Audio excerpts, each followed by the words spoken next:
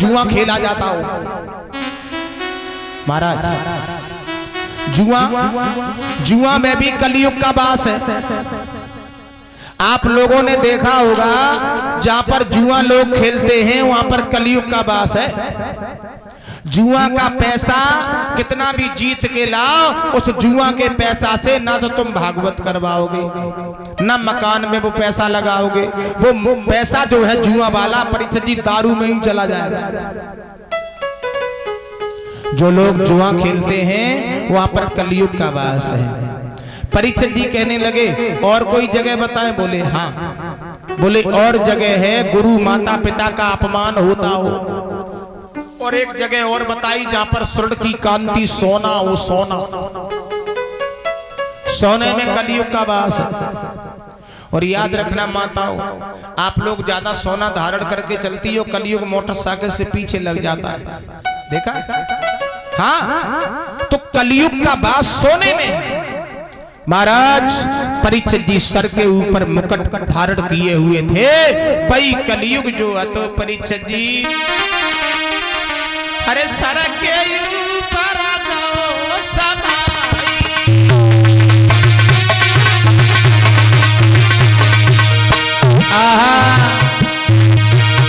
अरे सर के ऊपर दो समाई,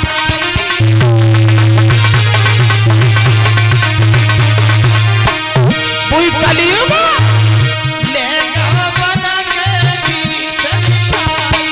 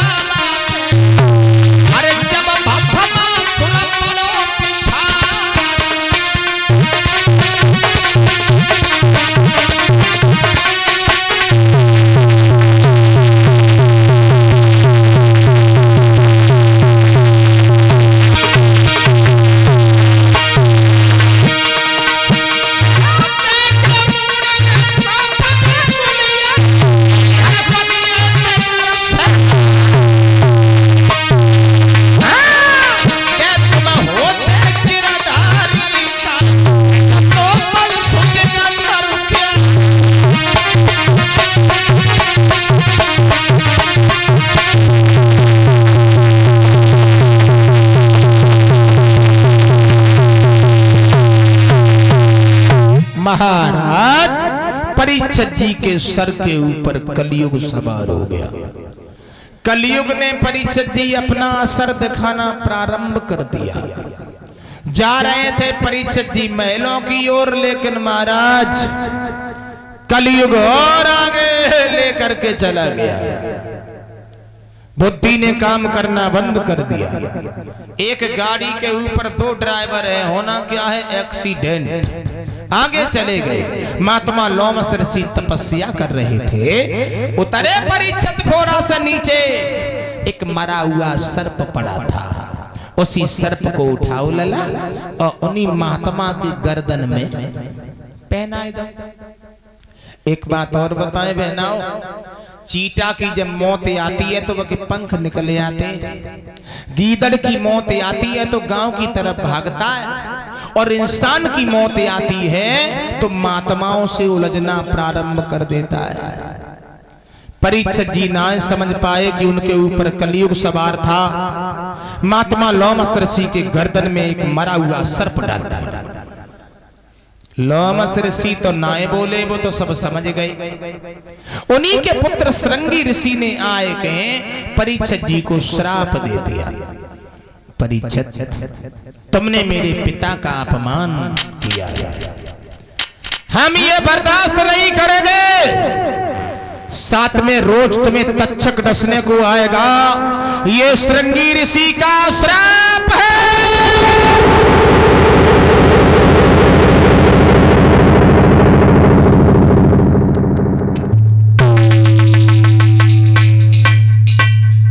श्रृंगी ऋषि के श्राप से परीक्षित महाराज को सातवें रोज तक्षक डसने को आया था। उसी समय माताओं बहनाओं बुजुर्गों हमें तुम्हें भी श्राप लग चुका था श्रृंगी ऋषि के द्वारा कि सातवें रोज हमें तुम्हें भी संसार सागर को छोड़ के जाना पड़ेगा। कौन आएगा हमें तुम्हें डसने?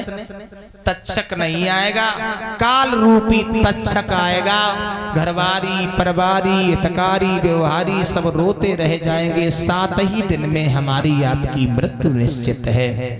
7 ही दिन में बच्चा जन्म लेता है, 7 ही दिन में बड़ा होता है, 7 ही दिन में विवाह होता है, 7 ही दिन में बुढ़ापा आता है और 7 ही दिन में मौत दबोच लेती है। मेरा मतलब है परीक्षित जी लौट के आते हैं। श्रृंगी ऋषि लोमस ऋषि ने श्रृंगी ऋषि को समझाया परीक्षित का कोई कसूर नहीं था। अब उन्हें जाकर के ये समझा दो कि कोई मुक्ति का उपाय ढूंढ ले, मुक्ति का उपाय बता के आओ। अब श्रृंगी ऋषि चल दिए। परीक्षित जी ने मुकुट उतार के रखा तो वो सब बातें याद आने लगी। मैंने महात्मा का अपमान किया है और मुझे इसका दंड मिलेगा। बैठ गए उदास होकर के। तब तक श्रृंगी ऋषि पहुंच गए और जो श्रृंगी ऋषि को देखा परीक्षित जी महाराज परीक्षित ने आसन पर बैठा लिया। आओ बैठो आसन पे। आइए महात्मा जी। और क्या इच्छा तुम्हारी?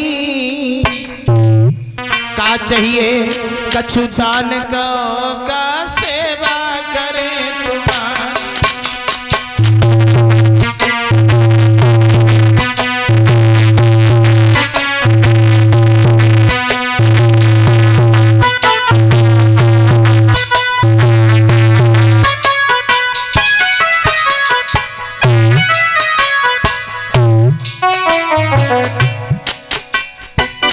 आइए महात्मन।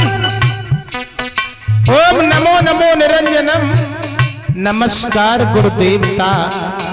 वंदनम सर्व साधवा प्राणायाम पारंगता। ये महात्मा जी आइए। संत शिरोमण द्वारी द्वार पे हारे कभी किसी के न जाते। और ये होती है सब गाड़ी संत के तरस पवी होए।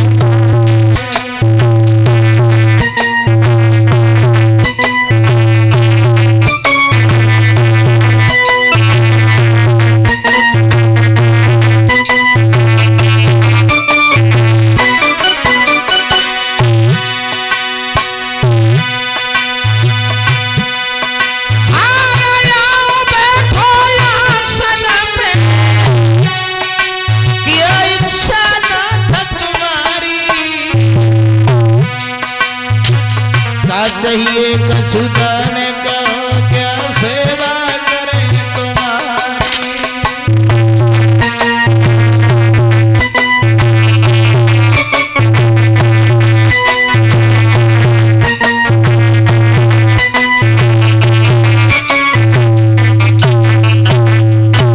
आवाज लगाई महात्मन हम आपकी क्या सेवा कर सकता? भाई भगवान तेरी मैया पत्तन चाटे बाजारों में।